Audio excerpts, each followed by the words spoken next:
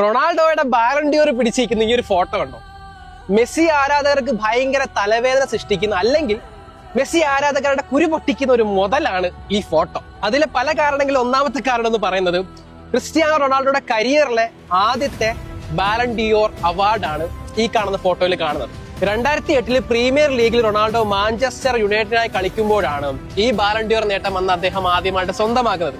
ഇനി mind blowing ആയിട്ട് എനിക്ക് തോന്നിയൊരു കാര്യം എന്ന് വെച്ച് കഴിഞ്ഞാൽ, അന്ന് റൊണാൾഡോ 2008 ഈ ബാലൺ ഡി ഓർ നേടിയതിനു ശേഷം ഏകദേശം 18 വർഷമായിരിക്കുന്നു. 2026 ആണെങ്കിൽ പോലും ഇതുവരെ പ്രീമിയർ ലീഗിൽ നിന്ന് പിന്നെ വേറെ ആരും ബാലൺ ഡി ഓർ സ്വന്തമാക്കിയിട്ടില്ല.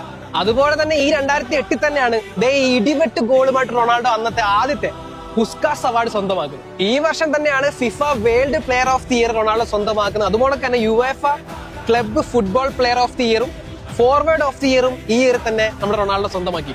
തീർന്നിട്ടില്ല, PFA player of the year, PWA footballer of the year, FIFA pro player of the year, Premier League best player of the season, European golden shoe, Premier League golden boot എന്ന് വേണ്ട UEFA champions ലീഗിലെ top scorer, premier ലീഗിലെ top scorer.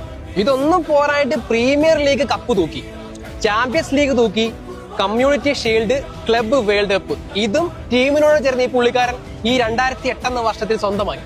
ഇത്രത്തോളം award നേട്ടങ്ങൾ നേടിയ ഒരു season ചരിത്രത്തിൽ ഇതുവരെ റൊണാൾഡോയ്ക്ക് ശേഷം വേറൊരു പ്ലെയറിനും റീക്രിയേറ്റ് ചെയ്യാൻ സാധിച്ചിട്ടില്ല.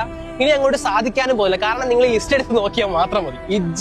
മാത്രമല്ല 2 വ്യത്യസ്ത പൊസിഷനിൽ കളിച്ചിട്ട് അതിൽ ബാലൺ ഡി ഓർ നേടുന്ന ഏക ഒരു പ്ലെയർ റൊണാൾഡോ ആണ്. കാരണം യുണൈറ്റഡിൽ മിഡ്ഫീൽഡായിട്ട് കളിച്ച് അന്ന് 2008 ബാലൺ ഡി ഓർ നേടിയ റൊണാൾഡോ റെയിലിൽ കളിച്ചപ്പോൾ സെന്റർ ഫോർവേഡ് സ്ട്രൈക്കർ പൊസിഷനിലും ബാലൺ ഡി ഓർ നേടുകയുണ്ടായി.